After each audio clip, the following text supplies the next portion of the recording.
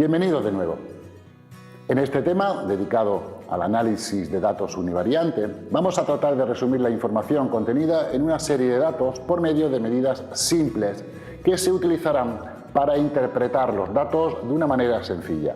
Comenzaremos compactando los datos originales por medio de tablas de frecuencias y algunas medidas gráficas y seguiremos con las llamadas medidas o índices resumen. Estas medidas resumen van a depender del tipo de escala en que se haya medido la característica en estudio, es decir, no será lo mismo si la escala de medida es de tipo nominal, ordinal o incluso de tipo numérico. Además, entre estas medidas de tipo resumen, vamos a distinguir también entre las llamadas medidas de centralización, medidas de dispersión y medidas de forma. Antes de entrar en materia, sería conveniente detenernos un momento para determinar algunas nociones preliminares, nociones que ampliaremos en temas posteriores. Por ejemplo, la primera es la que hace referencia a la definición de población estadística, como un conjunto de elementos que pueden ser agrupados dentro de una determinada clase. Ejemplos de poblaciones estadísticas podría ser el conjunto de alumnos de una determinada escuela universitaria, el parque tecnológico de una ciudad o incluso el número de habitantes de un país. En muchas ocasiones, estudiar una población al completo va a ser un tema complejo y vamos a estudiarla a través de lo que se denomina muestra, es decir, un subconjunto de la población que se observa. Insisto en que estos temas serán tratados con más detalle más adelante. Se denomina individuo o unidad estadística a cada uno de los elementos que forman una población estadística. Estos individuos es sobre los que tomaremos alguna medida para su posterior análisis. Y, por último, variable estadística como un conjunto de valores, medidas u observaciones que son comunes en toda la población, es decir, características que se pueden medir u observar, por ejemplo, la altura de los individuos, la edad de estos individuos, el estado civil, etc.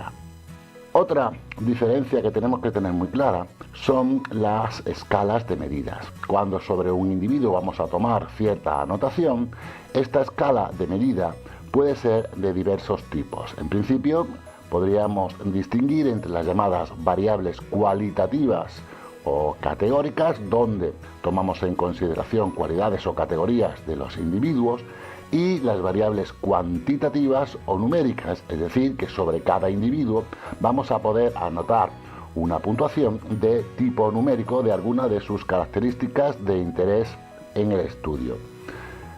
Además, dentro de las variables cualitativas podemos distinguir entre aquellas denominadas en escala nominal, en donde solamente se tiene en consideración el nombre de la categoría, sin más. Por ejemplo, en la variable sexo podemos considerar que nuestras posibles categorías que podemos medir u observar son hombre y mujer. Posteriormente a esas categorías se le podrá hacer o asignar un valor numérico para un análisis o un tratamiento a través de un paquete estadístico en ordenador o no.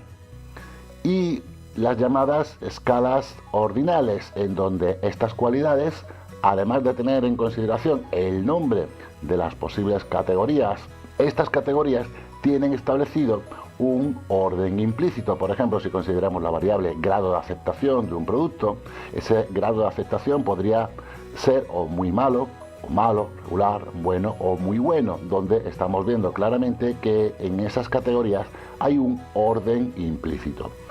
A esas categorías podríamos también asignarle un valor numérico, pero solo para tratarlo estadísticamente desde una computadora.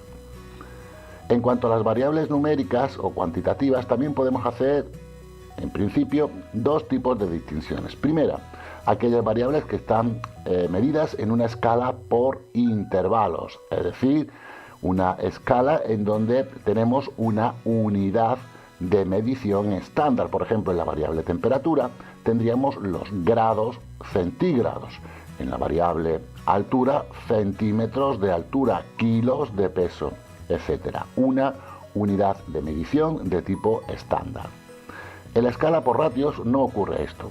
En la escala por ratios También tendríamos valores numéricos asignados a cada una de las anotaciones de los individuos, pero en este caso la unidad de medición se le asigna lo que se denomina un valor origen de verdadero valor cero, es decir, que no tenemos unidades de medición, son variables adimensionales y por tanto comparables sea cual sea el tipo de variable. Un ejemplo sencillo podría ser el que se presenta. Por ejemplo, podemos suponer que disponemos de una empresa y dos tipos de trabajadores. A los primeros, que tienen un sueldo de 1.000 euros mensuales, se le asigna una subida salarial de 300 euros. Y al segundo tipo de trabajadores, que tienen un sueldo de 3.000 euros, también le asignamos una subida lineal de 300 euros, con lo cual los primeros pasarían a ganar 1.300 y los segundos 3.300. Como se puede observar, la subida salarial del primer grupo de trabajadores se correspondería con un 30% de su sueldo inicial y la de los segundos un 10%. ¿Quiere decir esto que la subida salarial ha sido la misma en ambos grupos de trabajadores? Depende de la escala de medida. Si lo que consideramos es una escala por intervalos, sería 300 euros a cada uno de ellos, por tanto la subida sería exactamente la misma.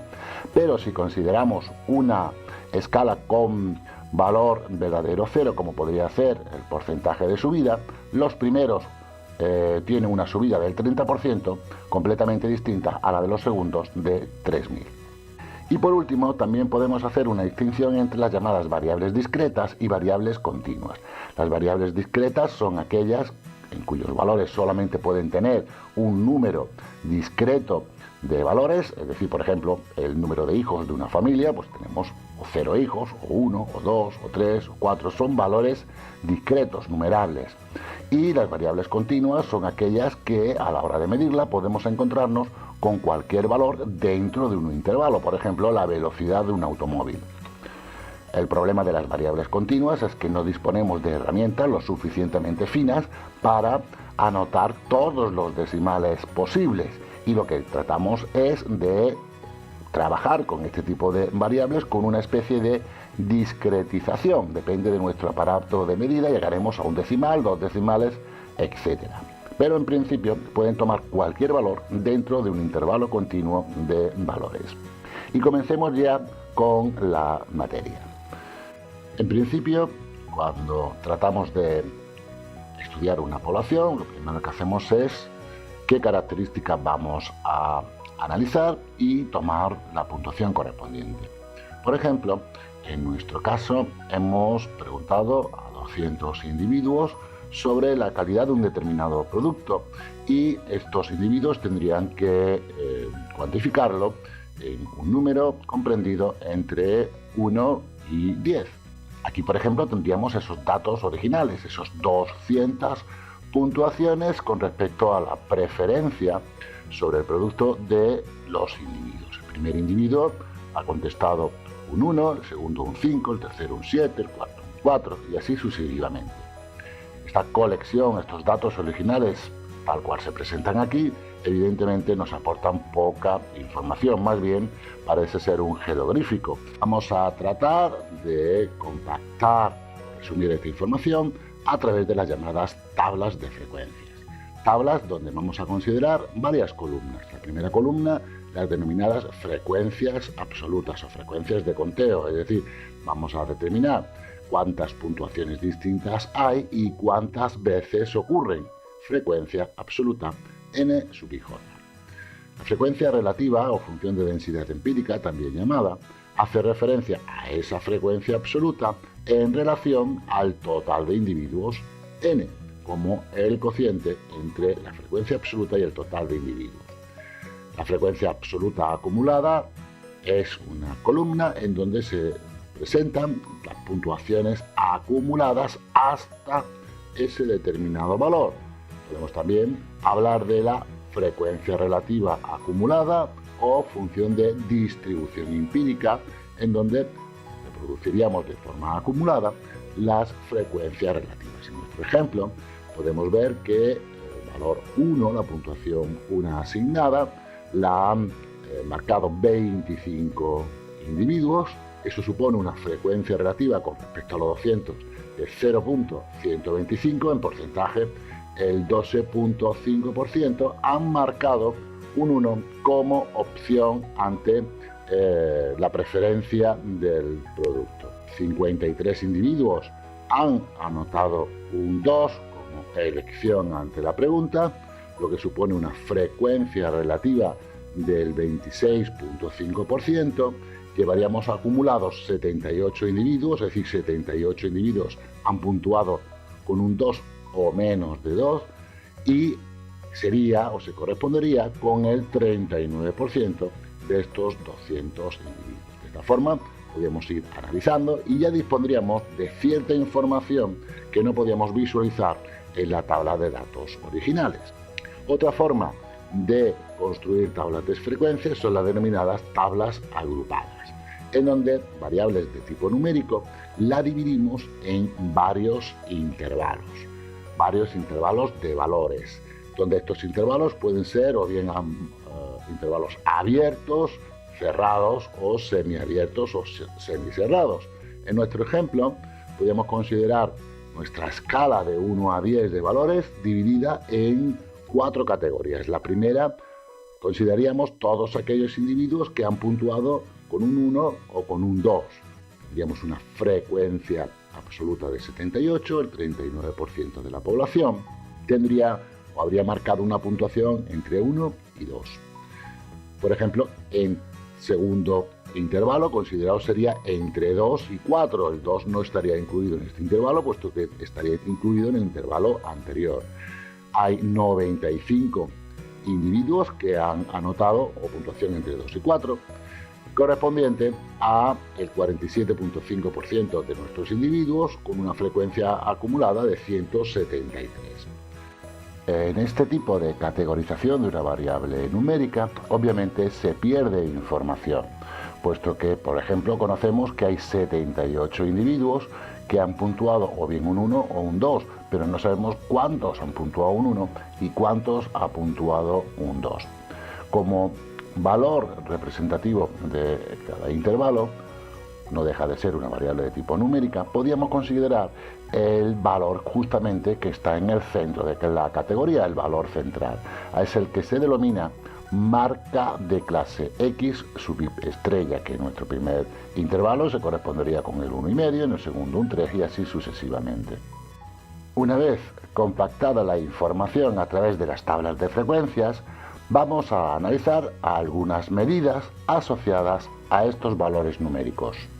Entre esas medidas vamos a hablar de las medidas gráficas, las denominadas medidas de asociación, medidas de dispersión y medidas de forma. Las medidas gráficas tratan de representar absolutamente la misma información contenida en las tablas de frecuencias, pero desde un punto de vista visual, a través de unos gráficos sencillos. Por ejemplo, los denominados gráficos o diagramas de barras, en donde en un eje de coordenadas representaríamos barras cuyas alturas son iguales o proporcionales a las frecuencias absolutas, aunque también podríamos haber considerado las frecuencias relativas.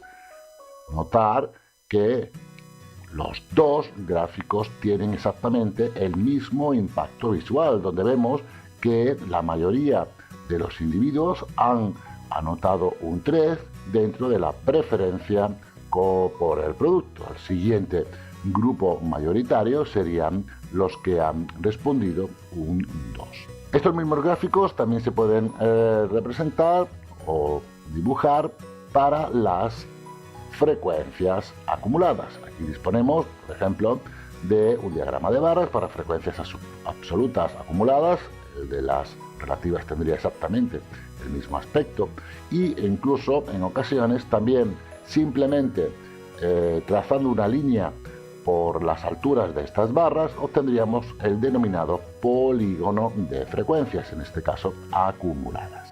Otra forma de representar también la misma información contenida en las tablas es a través de los llamados diagramas en pastel o diagramas de sectores, donde representaríamos el número de individuos o incluso el porcentaje de individuos, es decir, frecuencias absolutas o relativas, que han puntuado cada una de las opciones posibles en nuestro estudio, representando cada uno de esos porcentajes una porción del pastel o un sector dentro del diagrama. Otro gráfico de interés, pero en este caso solo disponible cuando tenemos una variable numérica que hemos categorizado en intervalos, es el denominado histograma, donde vamos representando en barras, pero en este caso la altura de las barras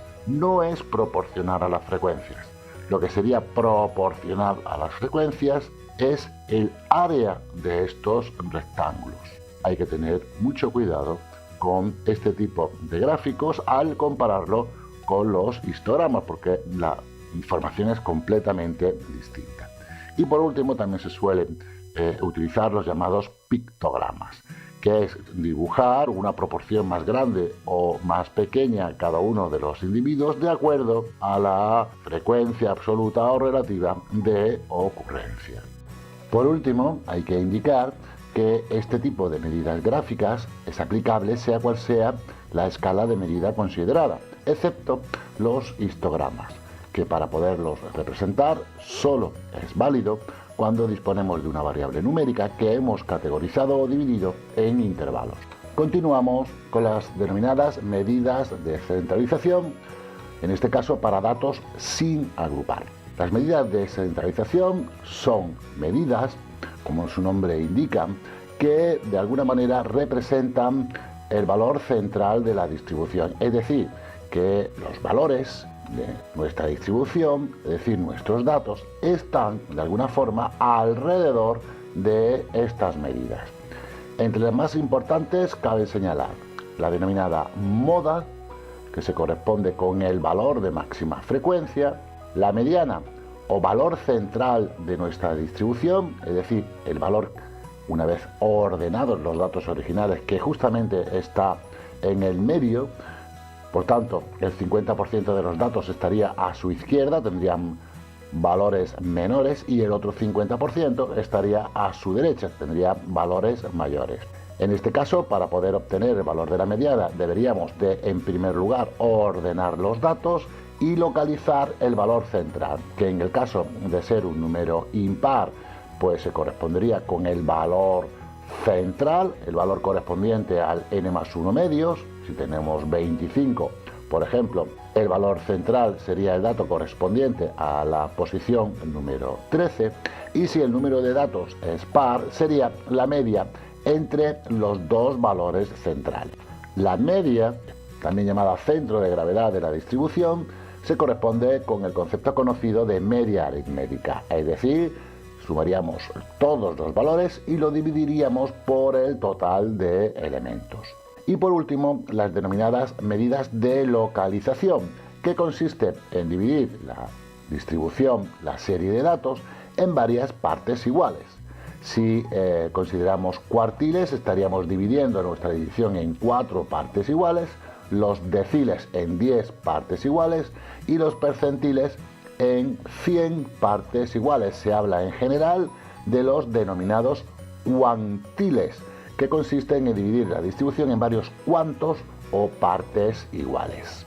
Un ejemplo sencillo sería el que sigue, en el que hemos medido a 25 individuos su edad. Hemos considerado la edad de estos individuos. En primer lugar, disponemos de los datos originales tal y cual se presentan en la diapositiva y hemos ordenado estos datos para poder calcular algunas de estas medidas. La tabla de frecuencias es la que se presenta al margen. La moda sería, por tanto, el valor de máxima frecuencia, que en nuestro caso es el valor 42, que vemos que se repite 3 veces. La mediana sería el valor central de la distribución. En nuestro caso tenemos 25 datos. Una vez ordenados sería justamente el dato que está en medio, el valor 35, de tal forma que hay 12 datos a su izquierda y otros 12 datos a su derecha.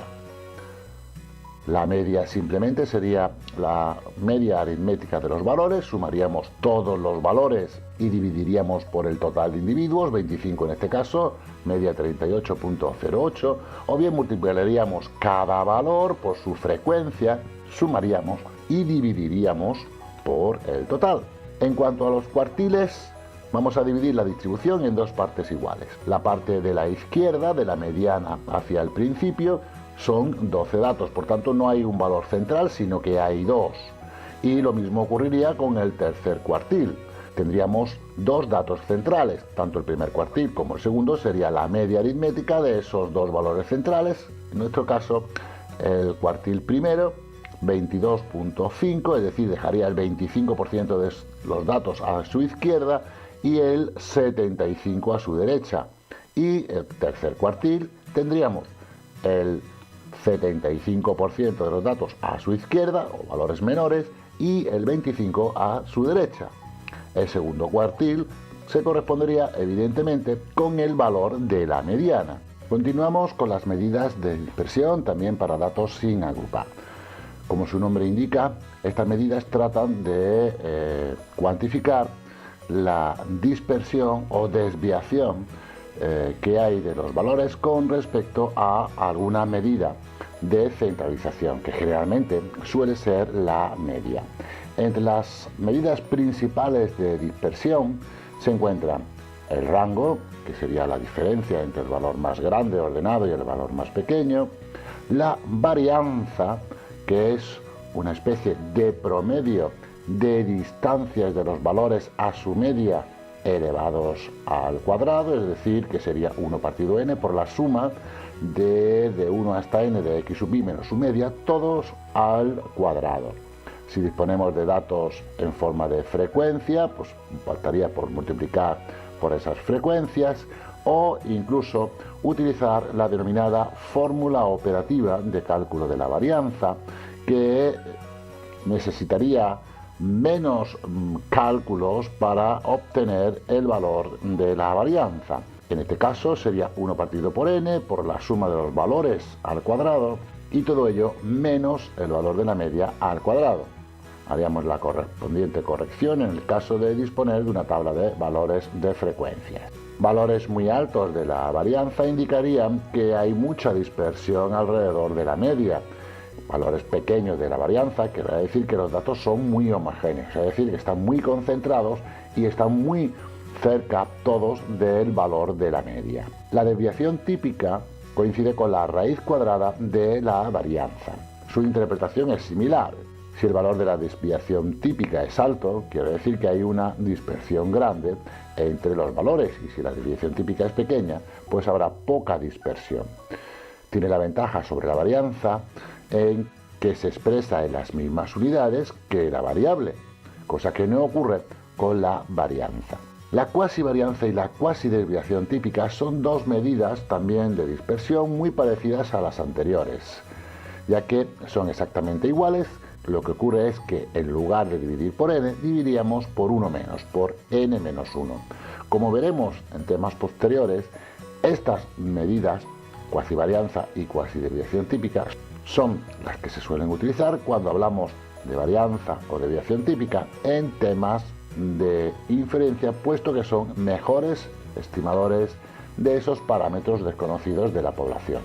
Hay que tener cuidado a la hora de calcular una cuasivarianza o una varianza con una calculadora o con un programa de ordenador, puesto que en numerosas ocasiones el valor que devuelve el paquete estadístico o bien la calculadora coincide con el valor de la cuasivarianza, por tanto hay que tener mucho cuidado con ello.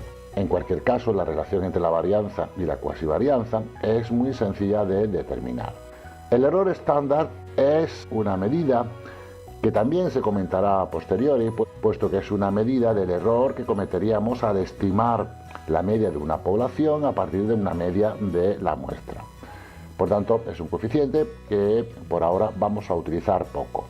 Sin embargo, el coeficiente de variación sí, porque el coeficiente de variación, que se define como el cociente entre la desviación típica y la media, es una medida adimensional y por tanto nos va a venir la desviación típica con respecto a la media, y podríamos comparar la dispersión de series distintas de datos independientemente de la escala de medida de ellas.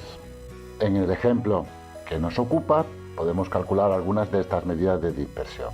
Por ejemplo, el rango sería la diferencia entre el valor más grande, 75, menos el valor más pequeño, 18, 57. Quiere decir que hay un largo recorrido de valores entre el más pequeño y el más grande. La varianza es de 313.59 y la desviación típica de 17.7. Quiere decir que hay una desviación típica alta entre los valores y la serie no es demasiado homogénea. Tendríamos que la mayoría de los datos estarían alrededor de la media 38 más o menos 17.7. En cuanto a la cuasi varianza y la cuasi desviación típica, como podemos observar, tenemos valores bastante similares.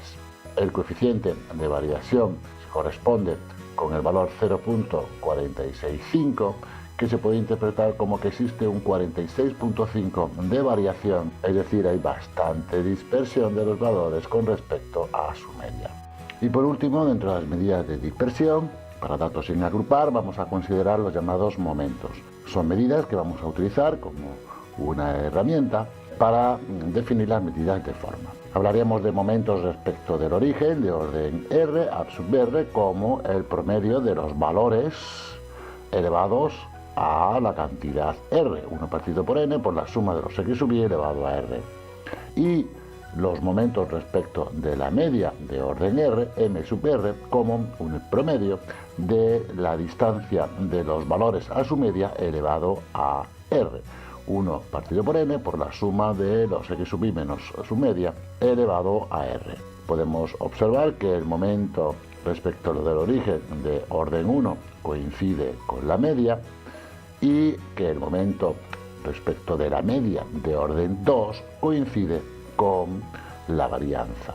El siguiente bloque hace referencia a las medidas de forma y básicamente vamos a estudiar dos: el llamado coeficiente de asimetría phi sub 1 o primer coeficiente de Fisher y el coeficiente de kurtosis o segundo coeficiente de Fisher phi sub 2. El coeficiente de asimetría mide hasta qué punto una distribución de datos estaría de acuerdo a lo que sería normal. Si dispusiéramos de nuestros datos originales y los representáramos gráficamente, por ejemplo, a través de un diagrama de frecuencias, si en lugar de tener unos pocos de datos y por tanto unas pocas de barras, dispusiéramos de muchos datos y por tanto muchas barras, trazando una curva por los extremos superiores de estas barras, obtendríamos una forma que debería de parecerse mucho a la típica campana de Gauss. En este caso estaríamos diciendo que nuestra distribución es de tipo simétrico. Podríamos obtener esa conclusión calculando el primer coeficiente de Fisher y viendo que se parece mucho al valor 0. En el momento que nos alejemos del valor 0, si el valor es mayor que 0, estaríamos hablando de una distribución asimétrica a la derecha, tendríamos una asimetría en la parte derecha, tendríamos más frecuencias de las normales hacia la parte de la derecha, y si el valor del primer coeficiente de Fisher es menor que 0, hablaríamos de una distribución asimétrica a la izquierda, es decir, tendríamos valores pequeños con unas frecuencias más altas de lo habitual. El coeficiente de kurtosis también tiene varios nombres. Por ejemplo, se puede hablar del coeficiente de apuntamiento o incluso el coeficiente de deformación. Y lo que trata de medir es hasta qué punto nuestros datos también se parecen a lo que sería normal, pero con referencia a la desviación típica. Si nuestros datos presentan una desviación típica mayor de lo habitual o menor de lo habitual. Ese coeficiente phi sub 2 se obtiene como el momento respecto de la media de orden 4 dividido entre la desviación típica a la cuarta menos el número 3. Y si nuestro valor de phi sub 2 es igual a 0, hablaríamos de una curva mesocúrtica, o lo que es lo mismo una curva que coincide con la forma normal, con la forma de la campana de Gauss. Si el coeficiente es mayor que 0, estaríamos hablando de una curva leptocúrtica.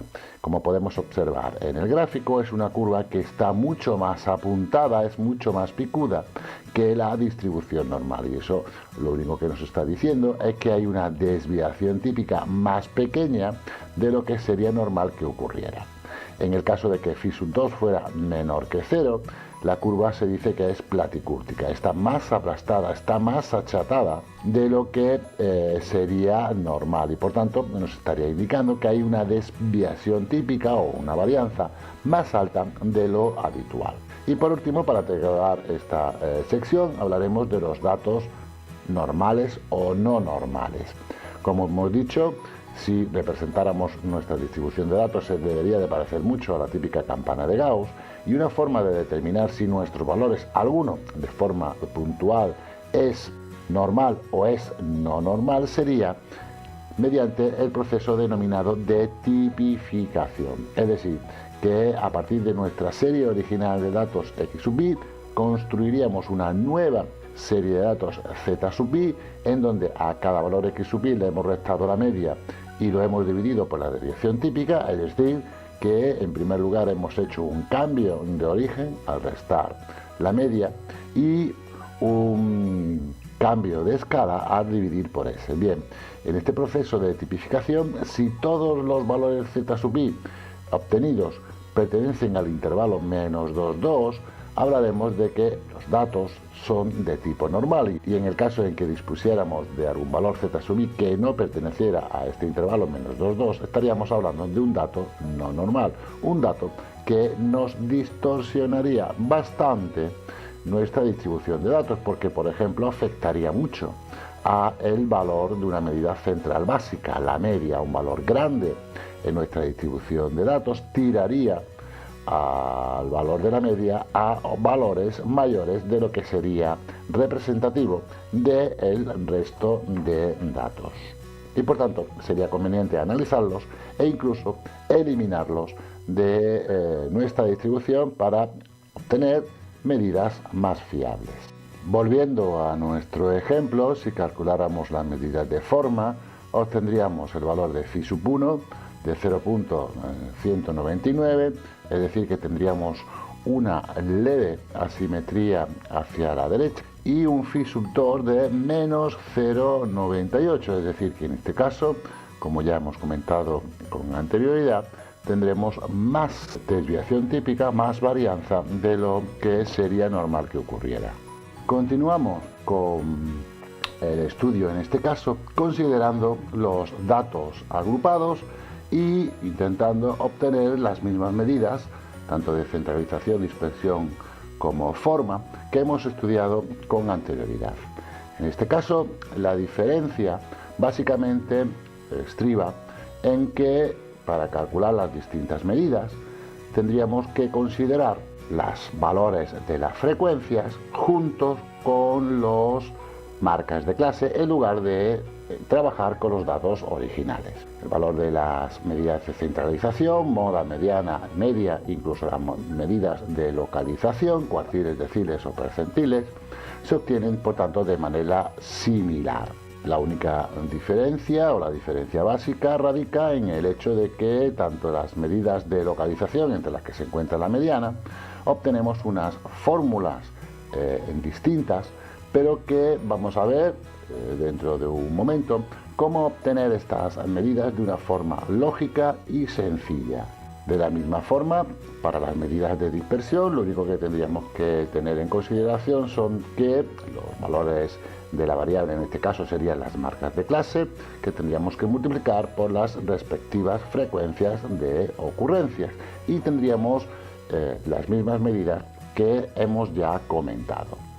En un ejemplo sencillo, en el que de nuevo consideramos la situación de los 25 individuos a los que se le ha medido o se le ha tenido en consideración su edad, haciendo una agrupación por intervalos, tendríamos en este caso 1, 2, 3, 4, 5, 6 intervalos, en donde consideraríamos las frecuencias de ocurrencia de esos intervalos junto con las marcas de clase y obtendríamos las medidas numéricas pues como hemos comentado.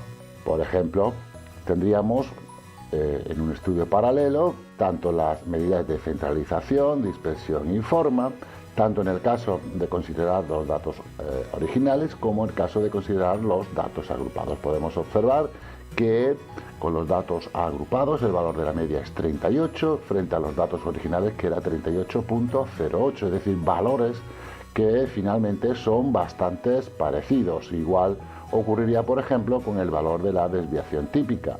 En un caso, datos originales, el valor es 17.7 y con los datos agrupados 17.9, es decir, básicamente se podrían obtener las mismas conclusiones agrupando o no los datos. Y evidentemente tendríamos que hacer muchas menos operaciones con los datos agrupados, aunque nos aconseja, puesto que esa información original se ha perdido en este proceso de categorización o división de una variable numérica en intervalos. Vamos a calcular esos cuantiles que en general se puede aplicar sea cual sea la medida de localización. Para ello partimos del diagrama de frecuencias acumuladas. Por ejemplo, estamos interesados en esta ocasión en obtener el valor de la mediana. Localizaríamos el intervalo que teóricamente va a contener el valor de la mediana, es decir, el valor del 50%, intentando localizar ese número en el eje de ordenadas, en el eje de las X. Consideramos los dos triángulos que podemos formar en la figura, un triángulo mayor y un triángulo más pequeño, un triángulo que está inscrito dentro del primero. Según sabemos de triángulos semejantes, hay una relación entre la base del triángulo pequeño y la base del triángulo grande, con referencia a la altura del triángulo pequeño y la altura del triángulo grande. Esa relación existente es que las alturas son proporcionales a las bases. Según esta relación, entonces fácilmente podríamos calcular el valor de la mediana, puesto que la base pequeña, B minúscula, sería el valor de la mediana desconocido menos 26, el valor de la base grande sí es un valor conocido, 34 menos 26, y eso debería de ser igual a la relación que hay entre las alturas pequeñas, 0,50 menos 0,39, y las alturas grandes, 0,55 y 0,39. Por tanto, a partir de esta expresión, basta despejar el valor de la mediana y obtendríamos lo que íbamos buscando de una forma sencilla. Este procedimiento se podría generalizar sea cual sea el valor que queramos obtener. Por ejemplo, si quisiéramos calcular el cuartil número 1, el primer cuartil, simplemente localizaríamos en ese diagrama la categoría o clase que contendría a ese valor, es decir, el 25%, y aplicaríamos de nuevo la misma regla para finalmente despejar el valor del primer cuartil y obtener el valor deseado. También podríamos pensar en el problema inverso, es decir, si quisiéramos calcular cuál es el porcentaje de individuos, por ejemplo, que tiene una edad inferior a 45 años, trataríamos de localizar el valor correspondiente en el eje de abscisas, en el eje Y.